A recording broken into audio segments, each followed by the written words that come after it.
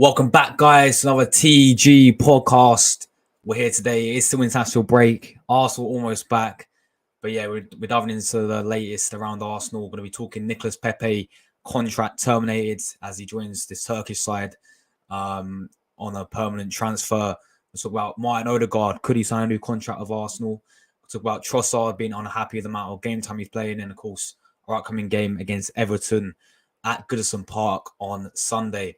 Make sure, viewers, you'll hit like buttons, subscribe channel if you are new. If you go to the description of the video, you'll see everyone's panel down below. So make sure you go and give them all a sub or follow. And let's introduce a few people. We are still waiting for a few people to come on. But we have, we of course, got the main man himself with us. We've got Seb.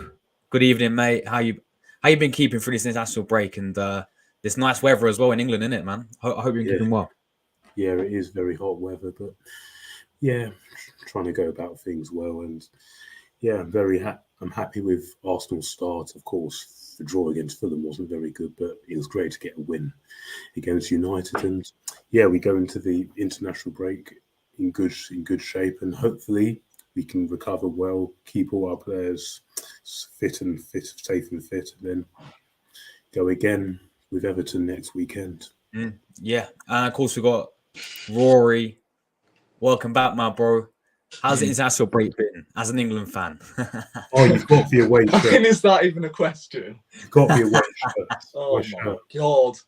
It's been an absolute drain. I would rather stare at a vending machine, I'm not going to lie, without purchasing anything. It's that bad.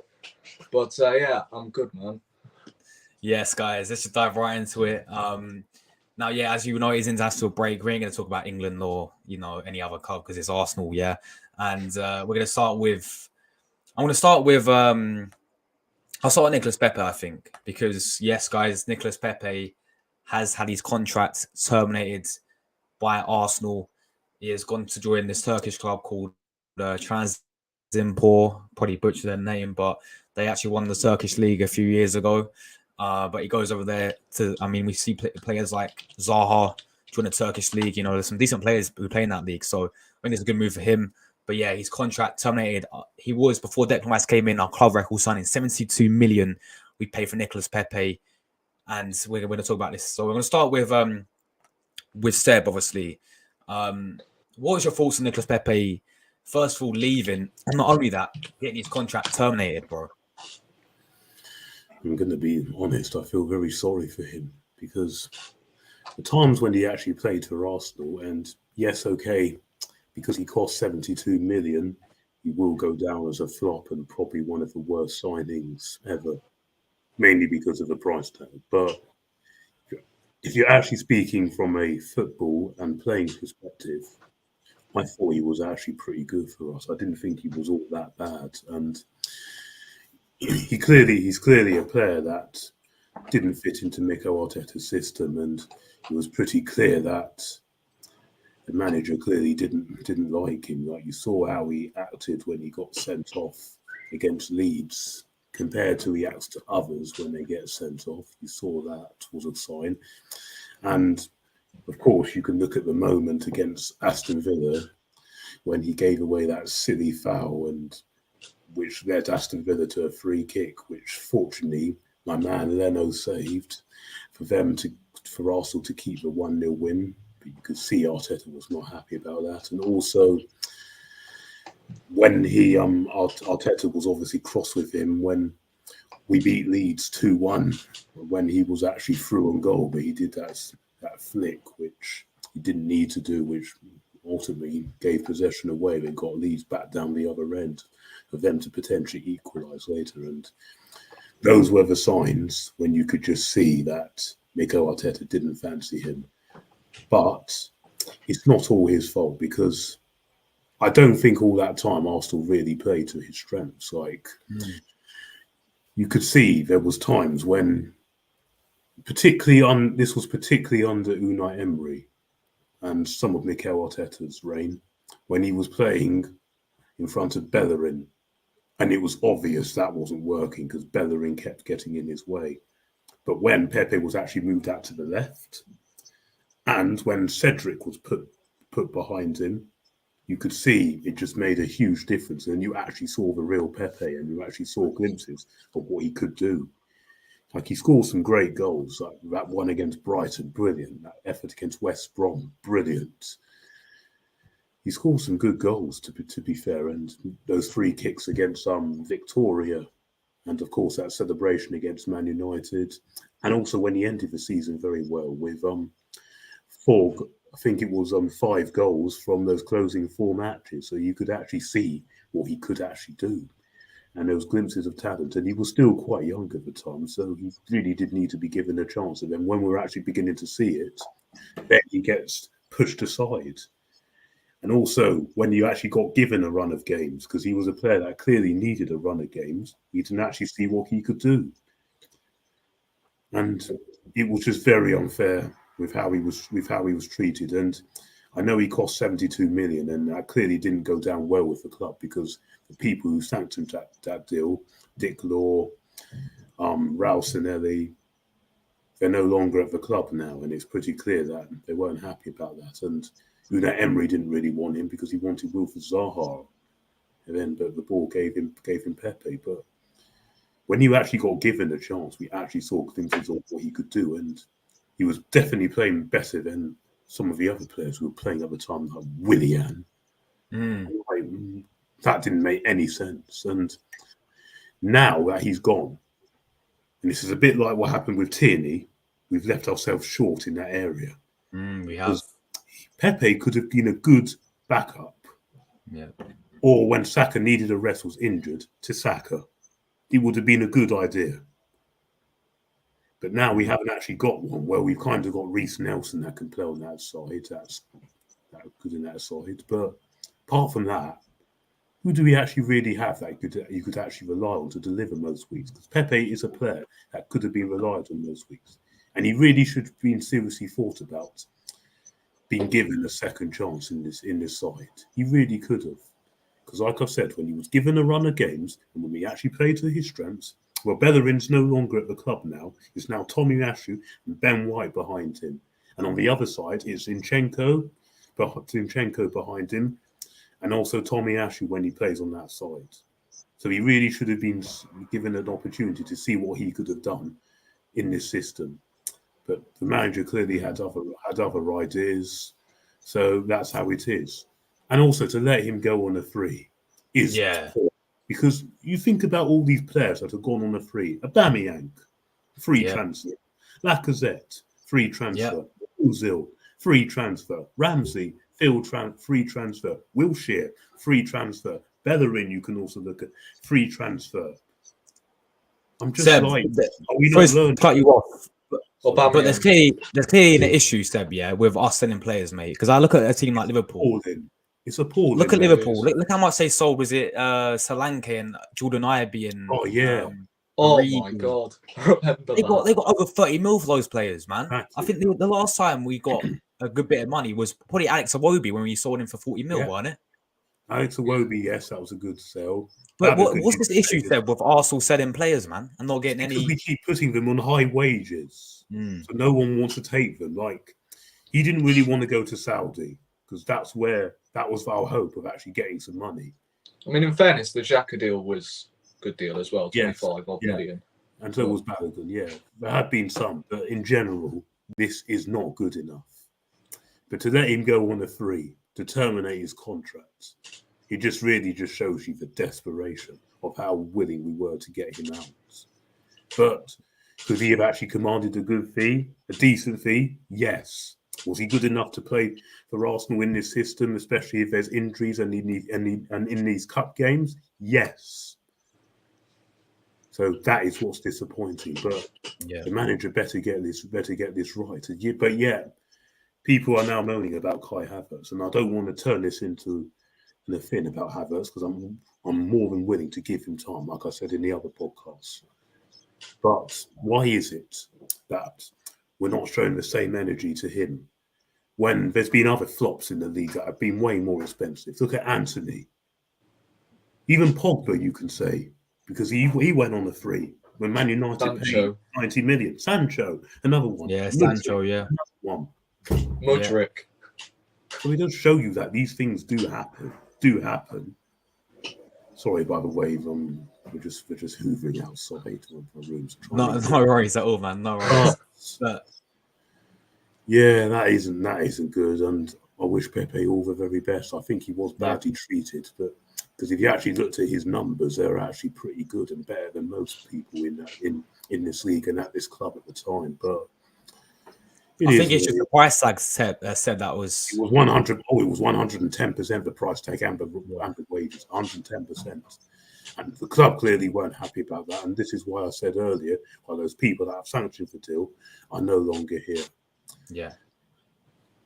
Yeah, 100%. All right, let me come to obviously Rory. I know you was a big fan of Pepe, like me as well. And, we both wanted him to stay. But yeah, how are you feeling about this? And especially Arsenal terminating his contract. Sorry, if I get my words out. What's your thoughts on the Pepe situation? Well, I've got to be honest. I'm gutted by this news. I feel like at the moment it's not his fault. He's not the face of the earth at the moment of the situation at Arsenal Football Club. It's not his fault that we signed him, of course, because Emery wanted Zaha. And of course, we terminated his contract. And there's nothing he could do about it, couldn't he? I feel like Seb said, I feel like Pepe could have been a great option to rotate on that right-hand side, because don't forget we have the Champions League coming up, the Carabao Cup, the FA Cup to come in January. And don't forget, he is 27, 28. So he has played in the Premier League for a couple of years now. So other players can then learn from him in terms of his skill set. I do think we weren't playing through his strengths, because the guy was constantly told to pass the ball backwards when his game is just to run. He's being told to do something that he isn't allowed to do, which was really annoying. And as I said, I feel sorry for the guy, because he didn't do anything wrong when we were so poor. I think that was what hindered him a little bit in that 2020-21 season, where we were awful. He was the standout, especially in the Europa League. Hence why he could have been used used very, very handy. But it is what it is. I do wish him all the best at Turkey. I wish he actually went to the Premier League so we can see more of him and hopefully prove Arteta and the rest of the board that he can produce in the Premier League, because at the moment he's just not made for it, is he? And as I said, the other competitions where he does perform well, he's probably more suited to them. Hence why I feel like he would have been a great rotational player for Saka. Nelson isn't a right winger. I see him more of a left winger because he's right-footed and he can cut in on that right foot. Right, Saka is the same. His best position is on the right because he's left-footed. So I feel like we've left ourselves very short in that area, and we've been crying out for a backup for Saka for how many years now, and we've still not addressed that. If we were going to sell Pepe and then provide competition, then fair enough. But now we haven't signed anyone, and we've sold Pepe for nothing. That's where I'm going to have a go at the manager, because I feel like, because we've set the standard bar so high, I feel like Arteta's gone off that bar a little bit, if you get what I'm saying. He's becoming a little bit too ruthless. The loyalty, some of these players like Tierney, Smith Rowe was about to go to Chelsea. We kept hold of him in the end. Who else? Aubameyang is another one we let go for free. It's just ridiculous. I mean, even before Edu came in, we still couldn't sell players. It was just free transfers all over the shop, rinse, flipping, repeat. It was so frustrating. I know we have got better when it comes to contract situations. We've tied up Saka, Saliba and Martinelli, Gabriel, Ramsdale, but still, there's no masking over the fact we cannot sell players properly. I feel like, look, Holding's another one. We sold him for 4 million, whereas Tottenham got, 15 million for Davinson Sanchez? And I'm sitting there like, surely Holding's played in the Premier League longer than Davinson Sanchez, and we could only get 4 million for him to another Premier League club. So that was my problem, really. Just not selling players for the right fees at all. There was only a couple of players this summer that I felt like we got a good fee for, and that is Balogun and Granit Xhaka. But even with Balogun, we didn't even get 40 million for him. That's the issue. So I'm gutted, and I do wish him all the best. And I'm not going to hope that it bites him in the arse, but I hope he does well over there to then prove this manager that he can be a decent rotation player. Yeah, 100%, man. Couldn't agree more with you there. We're going to move on to a bit of good news now, and it is with our captain, Odegaard. Many talks going around. Fabrizio, I'm going to read what he said. Now it's time for Odegaard contract, and Arsenal are very optimistic about a positive outcome to this story, with the Norwegian likely to sign a new long-term deal with an improved salary. We're just waiting for the notifications to continue in the next weeks and months, and teams of other clubs potentially monitoring Odegaard's situation. Honestly, there's something to report, nothing for them to monitor, because Odegaard is very happy at Arsenal. He's already playing for the biggest clubs in the world, so there's no reason to change, in my opinion. So yeah, Odegaard, guys, with a new contract. This is one thing I will give the club credit for, is getting our big players signed that, you know, under new contracts. You've seen it with Martinelli, Saka, Saliba, now Odegaard. I'll start with you, Rory, for this one. Obviously, he's our captain. He's a quality player. Yeah. You know, what's your thoughts on him signing a new contract for Arsenal, man? It's huge, 100%. I feel like whenever he does play well, I've said this before, whenever he plays well, the team plays well. He is the heartbeat in this Arsenal team. And, you know, think of all the other captains we've had, the likes of flipping Mertesacker, Koscielny, like that. Those were leaders, maybe apart from Koscielny because he was captain for one season, but Mertesacker, leader. You've got, who else? I mean, we haven't really had a permanent captain over the years. I've been supporting Arsenal. It's always, you know, one week it's, I'm throwing names out here, Ramsey, and then the second week is flipping Granit Xhaka. Next week I'll probably get it. You get what I'm saying? It was so baffling that we just couldn't find a captain. But now, under Arteta, when of course we had Aubameyang before him, and no, in fact, wasn't it Lacazette? I'm not really too sure who was captain before Odegaard, but I think it's nice that we've for once found a captain, someone who can lead by example, and he's starting to grab us out of the trenches whenever we need him to. For instance, that Manchester United game with the instant reply after going 1-0 down, I felt like that was huge. That is something that I do expect from a captain. You would have seen in the past, I have been very critical of Martin Odegaard because he just has not been scoring enough goals recently. And, well, not recently, but when he first came in January, I was very critical of Martin Odegaard. And I'm like, what does he do? Like, we signed him permanently, and you know we haven't properly improved the squad, have we? It's just the same squad from the season before. So I'm very pleased that this is going in the right direction, and hopefully, with the whole contract situation, when we do sign up players, they don't end up falling off a cliff, because seeing it already with the likes of Aubameyang and players like that, Mesut Ozil. So Yeah, it's going to be interesting to see how he does get on. Hopefully the contract doesn't loom over his shoulders too much and he carries on the way he's playing at the moment. Yeah, 100%. Seb, coming to you, my friend. Martin Odegaard's thoughts on him signing a new contract. And for me, right, do you sit there and think, because when I do my watch ones, I'm always screaming.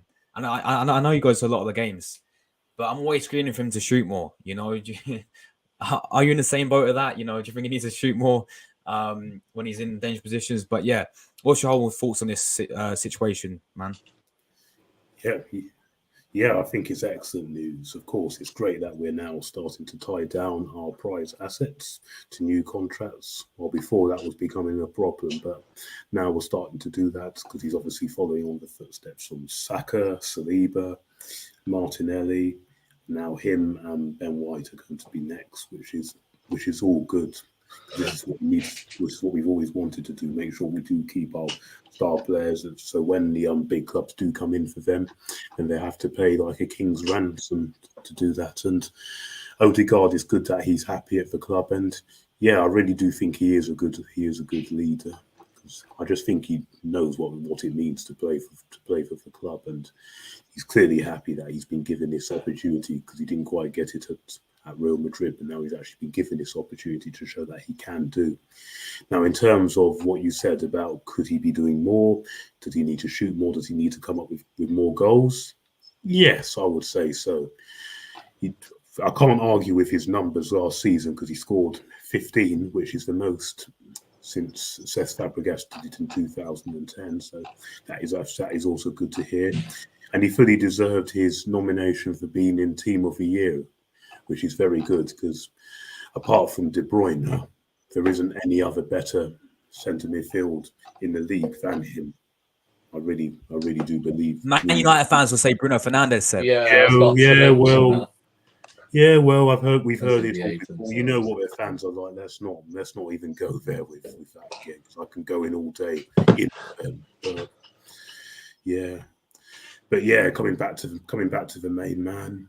Yeah, he probably does need to shoot more. And to be fair, he has actually been doing that. He good goal against Man United. He even scored a good goal against Fulham, which was ruled out for offside, and took the penalty well against Crystal Palace. But yeah, I'm very impressed with Odegaard. I've not actually got a problem with his performances. Yes, he probably does need to be doing it a little bit more consistently. But yeah, I can't argue the guy. The guy is such a talent. He's brilliant and captain material, creativity material, goal machine. I can't really argue with that. And he's one of the players that we do have to be keeping at all costs if we are to move forward. Would you say he's Sorry? Yeah, Seb, would you say he's Arsenal's most important player, in your opinion? One of them, yeah. Obviously, I don't know if we've actually got a most important player now, which is good because we've got loads of good players. Now. We're not heavily reliant on certain players. But yes, he's definitely one of the most important players, along with the likes of William Saliba. He's very important. Ben White, I'm now going to put in that category. Of course, there's Bukayo Saka, Gabriel Jesus. Now there's Declan Rice, Thomas Partey. So yeah, it's good that we've got lots of options. And he's also got some competition now in the area because Fabio Vieira has started the season very well. Emil Smith-Rowe, of course, still needs to be integrated into the side.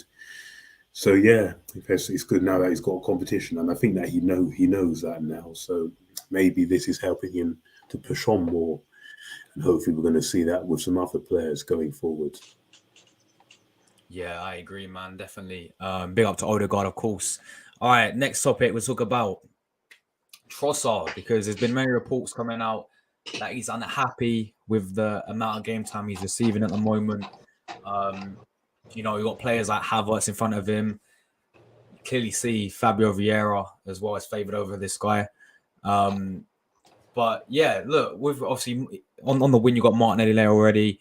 He did actually start against Fulham, didn't he, guys, as a striker, which he was all happy about, which he was all crying out for. But is that really his position? I prefer him more maybe on the wing, in my opinion, or playing where he played against Nürnberg, where Havertz plays. But yeah, unhappy with his game time. I mean, I'll start with you, Seb, for this one.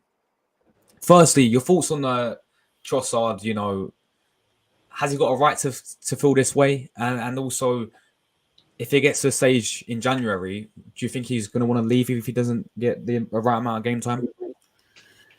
To be fair, I do feel with Trossard because he's always been a player that when he's actually come on and when he's actually been in the team, he's always delivered. Like end of last season, brilliant, and even in pre-season, excellent. Comes up with goals, links up very well with Martinelli. He's good with both feet, can create, can score. I think we've got a real gem here on our hands, and you can understand his frustration, especially when you're seeing the likes of Kai Havertz start in front of him when Kai is clearly a player that's been lacking on confidence. While Trossard, every time he's come on, he's always been competent. And yes, you can look back at the Fulham game when he was subbed off early, when he probably wasn't getting into the game. But to be fair, I don't really blame that on him. I blame that because if you're not being given the actual game time, because the match before he didn't play a single minute against Palace, and okay, no disrespect to Eddie Nketiah, I do like him, and he has actually done well so far, but he should be in that team ahead of him all day long because you've seen how well that worked last year when he was playing as a false nine, and it was also helping Martinelli's game, it was helping Saka's game, it was even helping Xhaka and Odegaard's game to an extent. He just made the team tick, and to be fair, yes, he definitely has a right to feel unhappy, but the thing is, you have to also half expect it when you come to Arsenal, because at Arsenal we're a team that want players to be fighting for their places. We don't want any guaranteed players to guarantee that they're going to be starting every week, because that's not what you want. You want competition. You want options like this, because this is how you move forward. This is how you win titles. Like when we won all our titles, we had players like this coming off the bench. The same with City, players like that coming off the bench.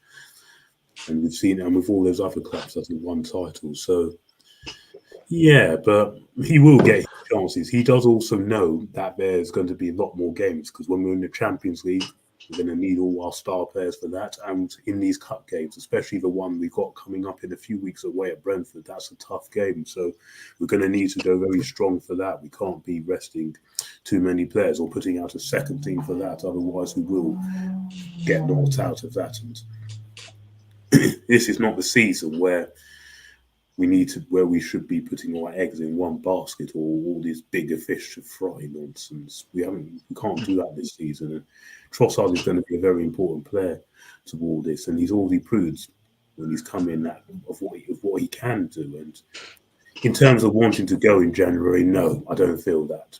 Possibly the end of the season if he doesn't feel he's been given enough game times, but January, no, I don't think the club or he will be looking to move on. And even I think he also came out and said he's confident he'll get some minutes. But yeah, I do feel a bit sorry for him in some aspects, because at this club you need to fight for your places. And I do feel Trossard has been a player that has worked hard every time in his team, does deserve to start. And maybe you could argue the case that he should be starting and probably Martinelli come out. That is also a case, or even putting him in that midfield role in front of Kai Havertz, because the thing with Trossard, his utility, you can play him as a false nine, you can play him. He's predominantly a left winger. You can also play him in the middle. You could also play him on the right, but better to stick players in their best position and what they can do best. I thought in pre-season he was excellent. For me, he's probably our best player in pre-season. I remember the Barca game. Oh, Barca game, he was on smoke. Yeah, and also the Community Shield game as well. He saved us in that technically, because you have to shoot to score, and I know it took a deflection, but we didn't score that. We obviously would have lost it, so we had to win it. And he scored against the MLS All-Stars, but then he hasn't. He scored against the MLS All-Stars. He had a great preseason. Yeah, he scored against them. He scored against Barca. Scored against City. And we didn't really see him start the season, did we? Up until the Fulham game where he played as a striker. But yeah, Rory, what's your thoughts on Trossard? I mean, does he have a right to sit there and say he's unhappy with his game time, do you think? You know what? It's going to be tough for him early doors, isn't it? I feel like when the European competitions end up rolling, then I feel like that's when rotation is going to kick in. And obviously he has got the right, because he was playing week in, week out for Brighton. And don't get me wrong, Arsenal and Brighton are completely different clubs when it comes to capacity and etc. etc.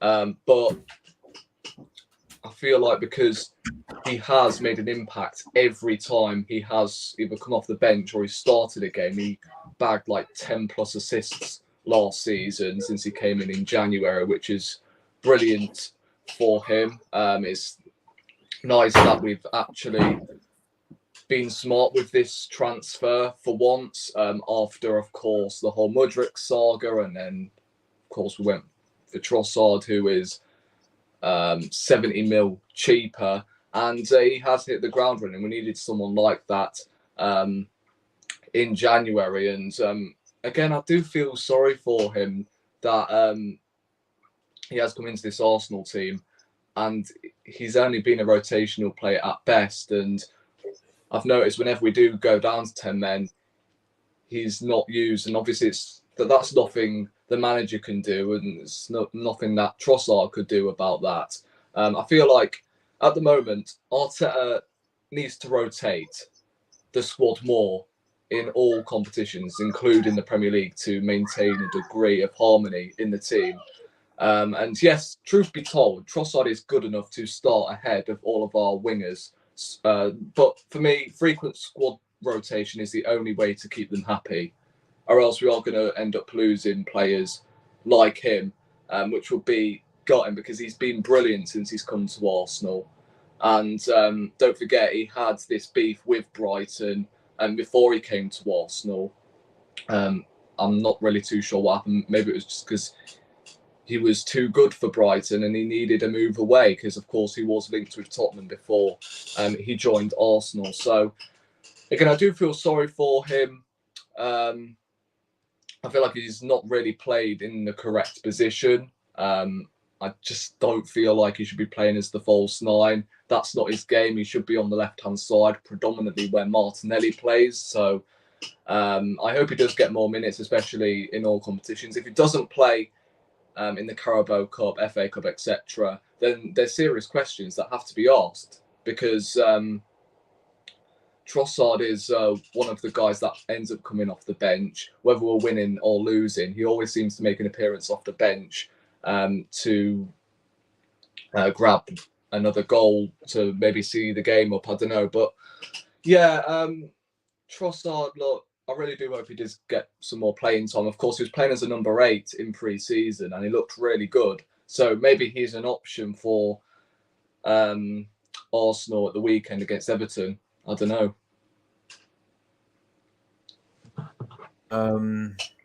Yeah, 100%. That brings us on nicely to the upcoming game against Everton, Goodison Park. Now, I said, go back to last year. We was in the pub together. We was watching the game. We all thought we was on some higher form. We was all thought we were going to go there and get 3 points, and we didn't. We got bullied that game. Yeah, we had Onar in the midfield, bullied us. We ended up losing the game 1-0. If Everton had a proper striker, it could have been more. Yeah, Calvert-Lewin missing chance after chance. We just didn't turn up that game, Seb. And it's been like this theme when we got away to Goodison Park. It's like we're cursed there, man, because every single time, no matter what form we're on, no matter what form they're on, we just don't pick up a result. But funnily enough, the last time we actually won at Everton, I think I was actually at the game. I think, when was that? Was it I can't remember. That was Arsene Wenger's last season. Yeah. When did last season? Yeah. Those are the masterclass that game. Yeah, I remember. That's it. Yeah, we won 5-2. So yeah, Seb, start with you, man. Obviously, what is this feeling with Goodison Park? I mean, is it going to change this series in your opinion? Are you confident going into the game? Going into the game? It has to change. It really has to. Simple as that. Well, am I confident? Well, I should be, because Everton, they are absolutely awful, and we've watched them all through all their games. They have been very, very poor. They don't look any better than they were last season, not at all. But yeah, we know what kind of game we're going to expect. That it's going to be a similar type of game to what we did witness last season, that low block where Sean Dyche just knows how to play Arteta, because Arteta's not got a good record against him. He'll lock it down. They'll frustrate us, and yeah, they'll definitely put all their bodies in the way. But if Arsenal want to be taken seriously as title contenders, we've got to be going there and getting maximum points. We cannot keep going there and getting beaten, because it just seems like every time we go to Everton, no matter what form they're in, they could be on the worst form ever, they still manage to turn up against us, and then we don't perform. Like, you could either go back the season before, that Monday night, and to be fair, they were not great that day, Everton, but we were just exceptionally bad that night. Yeah, I remember that. For them to beat us. The year before that was when we were on our bad run. They still managed to beat us 2-1. And yeah, we've lost the last 3 visits there, and we've lost 4 out of the last 5 there, with one of them being a draw, and we've not beaten them since Arsene Wenger was at the club, and that is a poor record that needs to be ended now. But do I reckon we'll do it?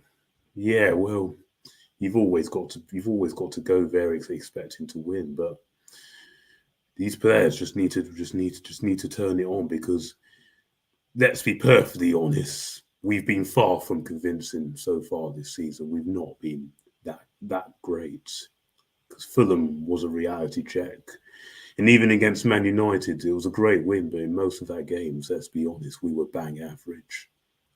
Throughout most of that game. Forest, we weren't all that. We weren't at our scintillating best. And Palace was a good win, but still, there were still moments where we could have easily been caught out. So now it's really time that these players really step up, and they really owe us a performance, because now they've got some big games coming up, because we've got Everton away, we've got the Champions League against PSV starting, we've got the North London derby.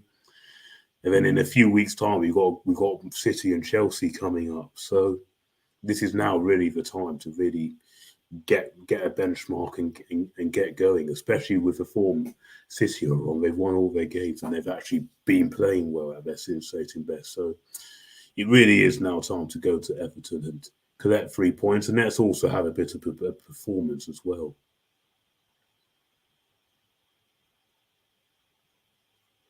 If you're still there.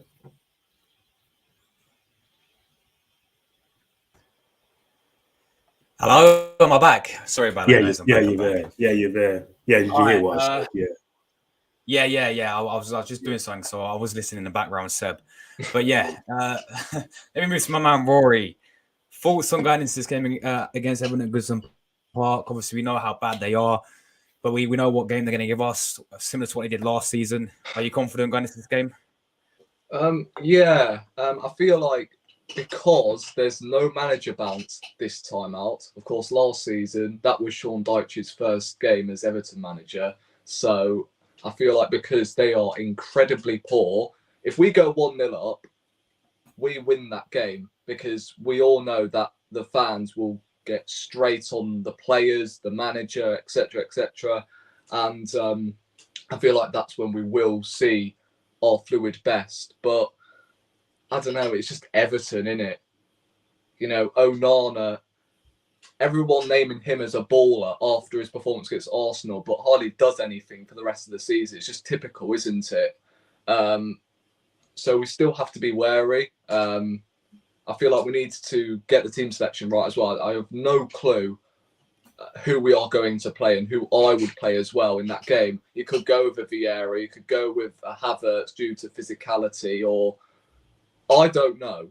I really don't know. It's going to be a toss-up in terms of the team selection. But, mate, it's just Everton. I mean, I'm not too sure whether Calvert-Lewin is injured for the game. If he is, then I feel like that is a bonus, because, as you said, we know what Sean Dyche is also going to do.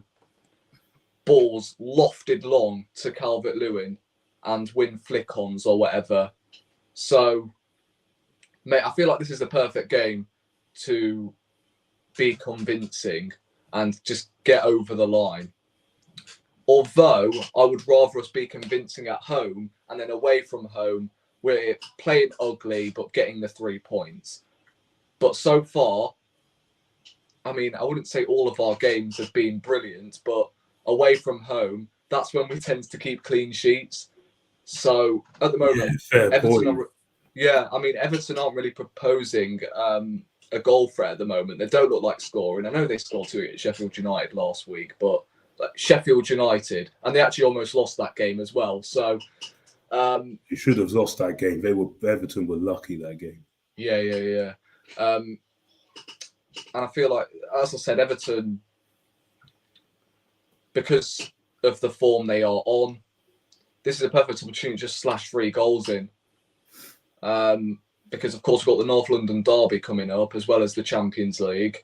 And I've got to be honest, Tottenham are looking good at the moment. So they're not going to be any pushover. And North London derbies are never a pushover. That's when form does tend to go out the window. So, obviously, it's always going to be a nervy one for North London derbies. And then, of course, we've got Chelsea coming up. And look, there's no World Cup break this time. So we have no time to group ourselves back together and go again. It's, what we've seen over every Premier League season, really.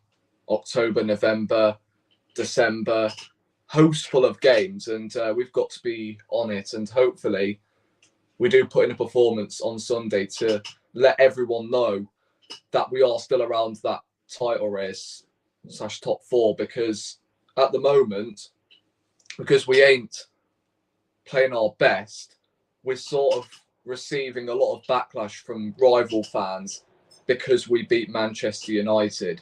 So this one, I feel like it's really important this weekend that we do get back on track, put in a performance and just get the 3 points and just get that away Everton fixture out of the way. And you know what? I'm glad that we have got them out of the way, because if it was February or towards the end of the season where we absolutely have to win in a crunch time moment, then mate, I would be bricking it. So at least we've got the flipping game out of the way, so we don't have to travel up to Everton again. And yeah, it's going to be a difficult one. That's the issue. Arteta, how many times has he beaten Sean Dyche? Once. No, 2. Oh, 2. He beat him last season, and then he, when he was at Burnley. So, that's going to be an issue. I mean, Sean Dyche does know how to play against Arteta. So it's going to be interesting. It really is. But I just hope we've got enough in the tank to win this game. We really should do, though. We really should. But time will tell. I mean, Everton have still got some good players. And that team, let's be honest, should be nowhere near the relegation zone. So they can turn up on their day. They really can. But Arsenal really should have enough, though.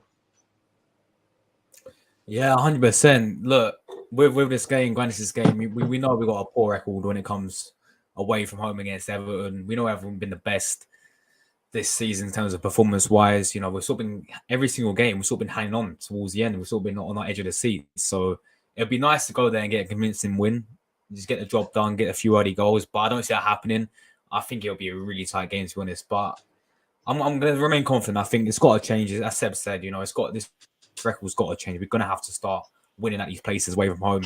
You know, it's going to be tough. You know, they've got some decent players. Like they signed Danjuma, who scored in the last 2 games for them because they played against, I don't know who they played in Carabao Cup, but they was 1-0 down. Doncaster, yeah. Mate, they've been shit this season, Everton. Honestly, it wouldn't surprise me if Sean Dyche is the first manager to get sacked this season. He's been horrible. I think he's the first person. Well. He'll probably get sacked this week, and then they'll bring in a manager before the game, and that'll be curtains. If they lost to Sheffield United, then yes, I would have definitely thought they could have done that. Look, in fairness, when they did, and they were in awful form, they still managed to beat us.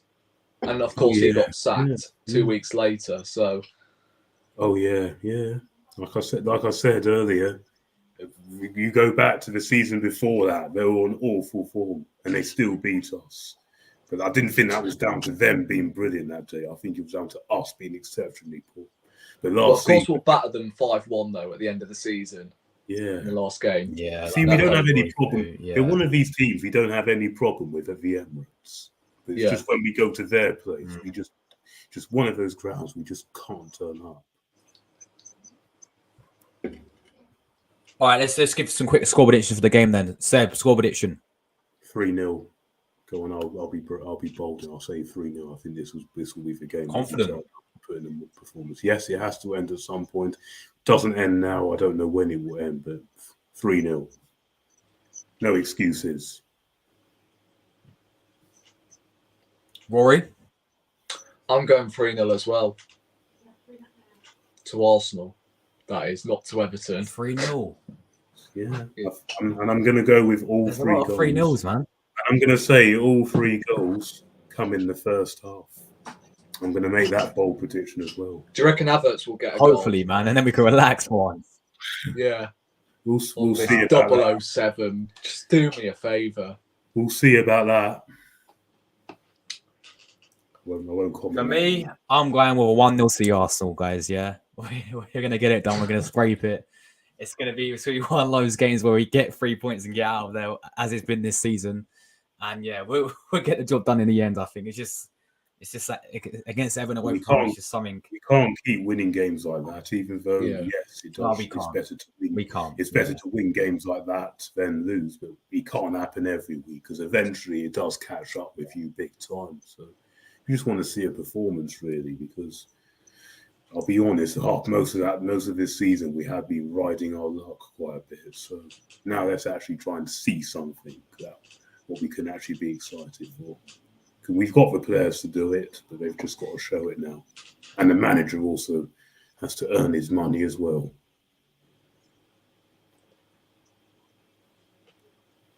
100%. All right, before we go in terms of the lineups, right?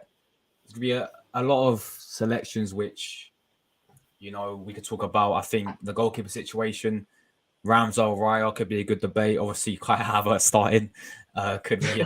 Well, it's not even a debate, is it? We all know it needs to be dropped. Let's be real with it. Do we throw in Trossard, the striker? Do we give Eddie or Jesus a go?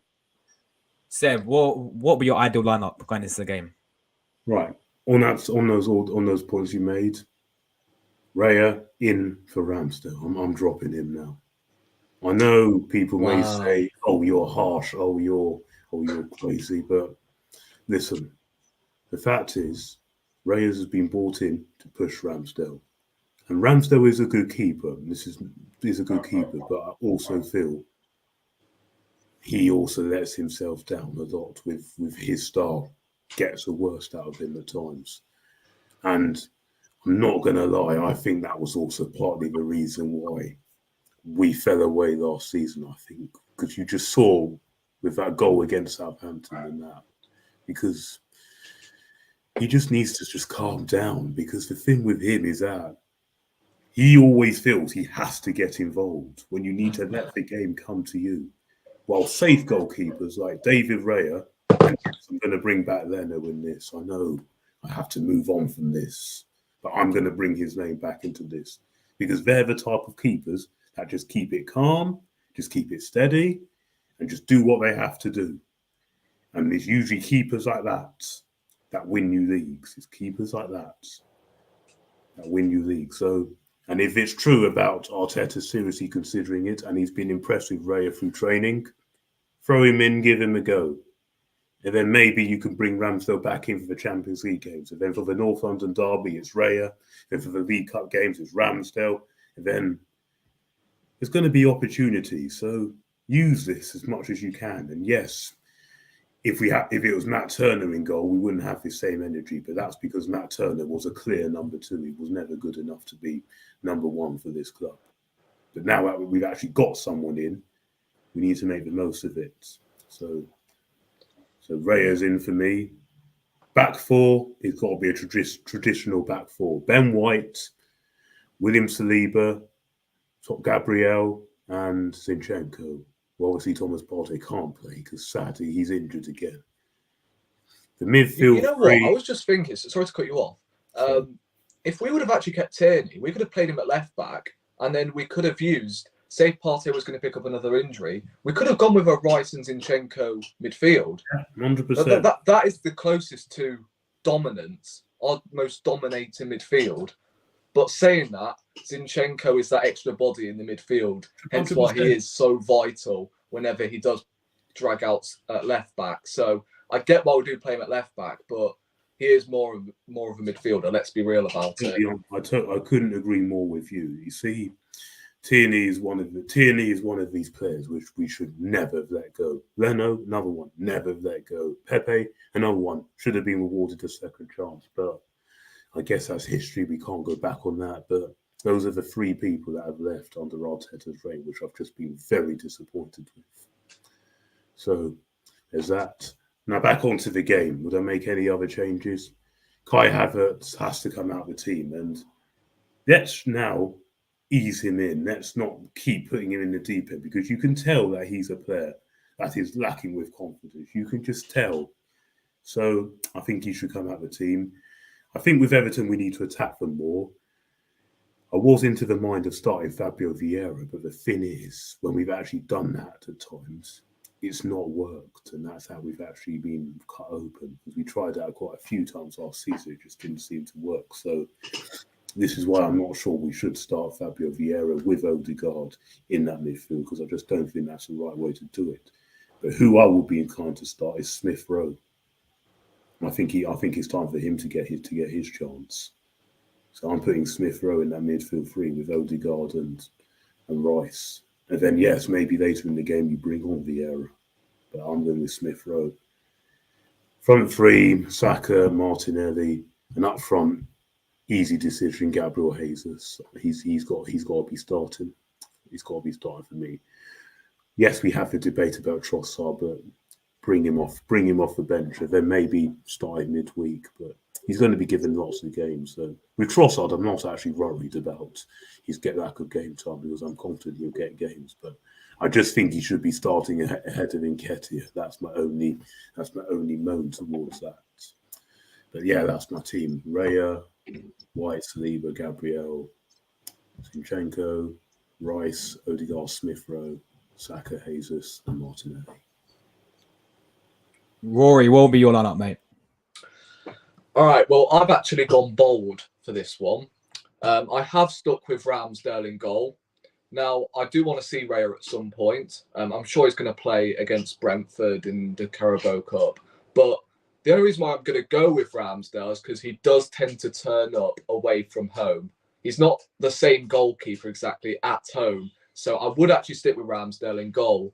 And I feel like against an Everton side, although it probably might not make a difference because we haven't seen Raya at all, but I feel like Ramsdale is a completely different goalkeeper away from home than he is at home. So I would actually stick with him in goal. And in fairness, he hasn't done a lot wrong to warrant a dropping. So I would actually stick with him in goal. And I think that's what Arteta's going to do. Back four, I would go Ben White, Saliba, Gabriel, and Zinchenko. No arguments needed. And then the midfield is where it gets interesting. So I got Declan Rice, and then I'm actually going to play Jorginho for this one.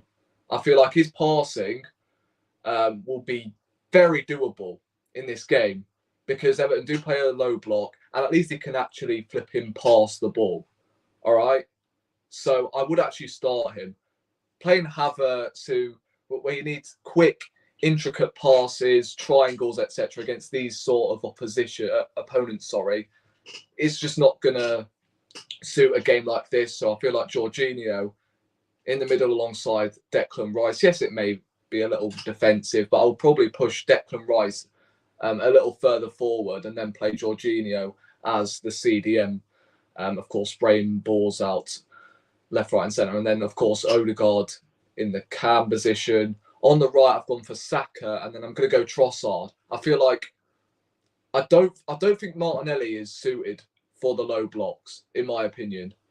So I feel like Trossard will be more suited for a game like this on the left. And then up top, I'll go Jesus. I feel like that is a team that will set up perfectly against a Sean Dyche team.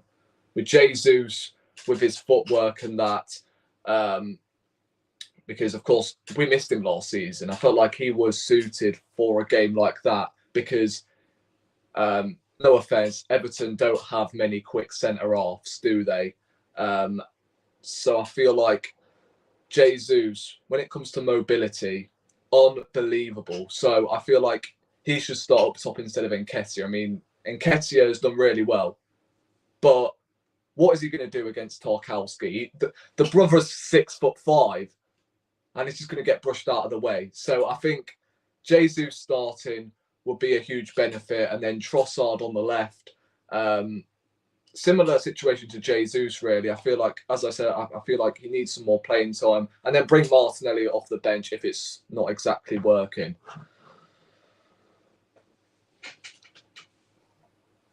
Fair enough, man. Fair enough. My line would be, I agree with Seb. I'm going RORY in goal, you know.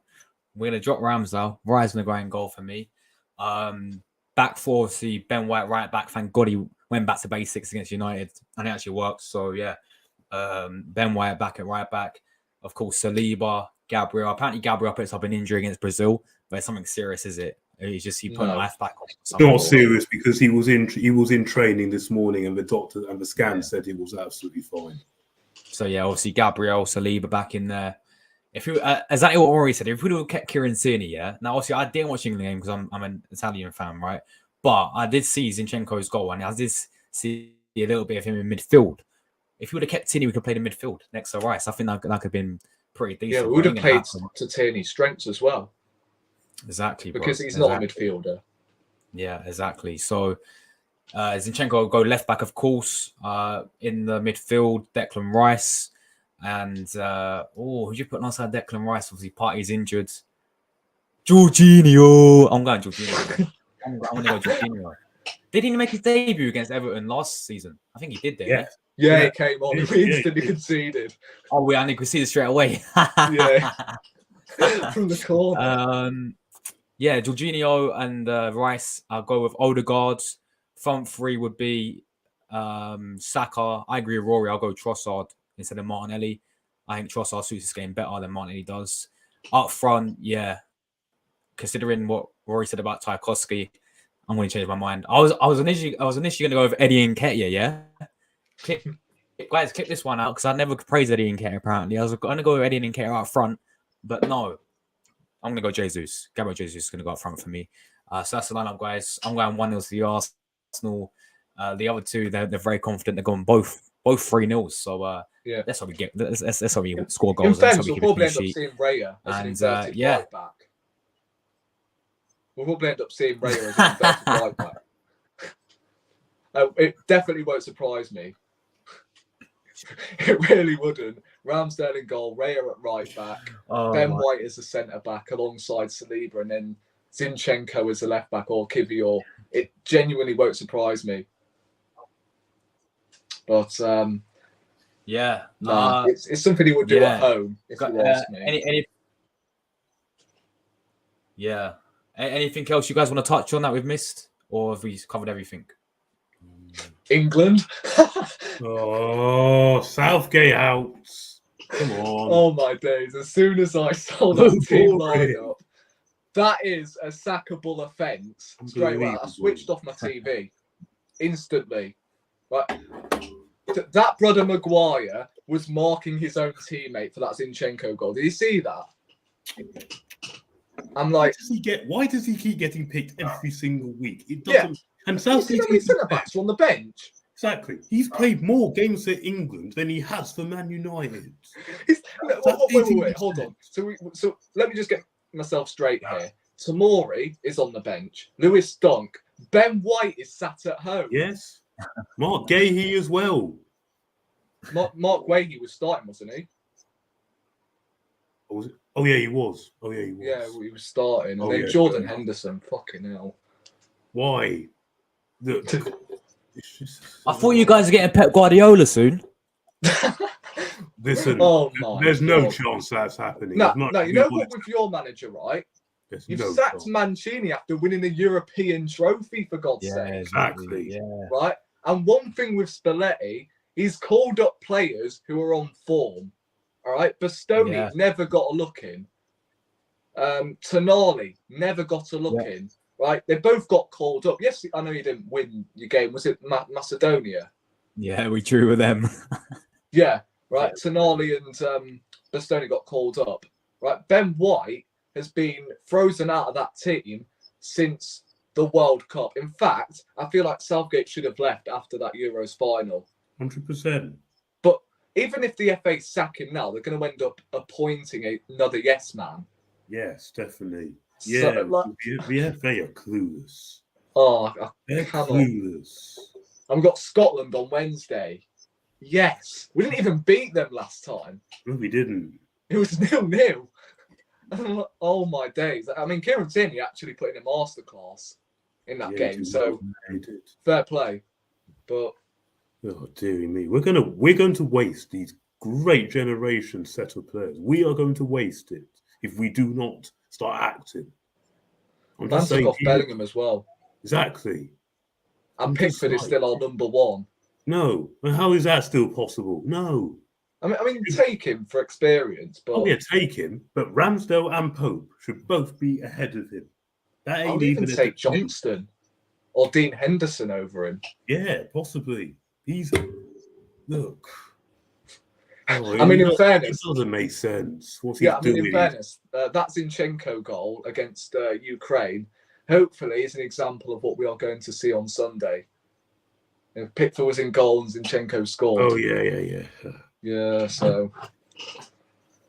Yeah, there we go, guys. There we go. We've got one more international break matches, and then we're back, obviously, Sunday. I can't wait till it's over. Yeah, international breaks are boring, isn't it, man? And just focus on our players also staying fit and healthy, because there's also that I worry about. We saw the scare with Gabriel, so we can't say anymore. Yeah, exactly. Just end this and just get back to club football. Exactly, Seb, 100%. Seb, before we go, my friends, have you got anything? You're gonna write any more articles? Oh yeah, I've got some things coming up. I've just done one on the summer in general. So I've just done that one. The one hopefully coming out this week is a positive one because of the awards that we won in the summer, like Saka Young Player of the Year, England's Men's Player of the Year, the players that got nominated for the Team of the Season. So it was a really good summer of awards. And then the week after is the North London Derby, when I'm going to be talking about the good, the bad, and the ugly moments in that. So look forward to that coming up. When was the last time they beat us the Emirates, Seb? I think it's 2012, wasn't it? 2010. 2010. When they came back from 2-0 down. Wait, Tottenham? Yeah, the Emirates. 2010. Oh. Yeah. Horrible day that was. Painful. And we're playing them at home, yeah? This I'm going to that game. And that better not happen, because I'm telling you now. If any manager that gets us embarrassed in front of our own fans at the Emirates does it, out. Don't care. Go. If that happens, go. So I'm not putting up with that. You got anything coming up, Rory? Yeah, I actually uploaded a sketch early on today, so hopefully I have no more of them idiots sliding through my comment section. Oh, you still in this video? Plagiarise that, this, the other. Like, fuck off. Like, seriously. That's what I had to deal with all weekend, by the way. Some spawning idiots coming into my comment section and throwing constant hate, and I'm like, just nah. Go and hide yourself. At least grow some flipping cherries and actually start uploading vids yourself.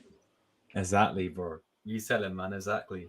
I did a whole separate community post on that, so I'm not obviously going to go full in detail, but mate, that was that really peed me off when I uploaded. I think it was the I think it was the FIFA sketch that I uploaded, and I had to hide all of the comments. So yeah, there we go, guys. We're out of here. Coming up on the channel, obviously, Italia back tomorrow. We've got Ukraine. There'll be watched on match reaction for that. We've got Prem predictions. We've got the Big Six show again on Friday. And then, Arsenal back. So take care, everyone. Appreciate everyone who tuned in today. Everyone who commented as well. Sorry I couldn't get through all of them. But I was replying to some in the chat. Make sure you go to the panel when you sub, link in the description. And we're out of it, guys. Come on, the Gunners. Come on, you Reds. Come on, you Gunners.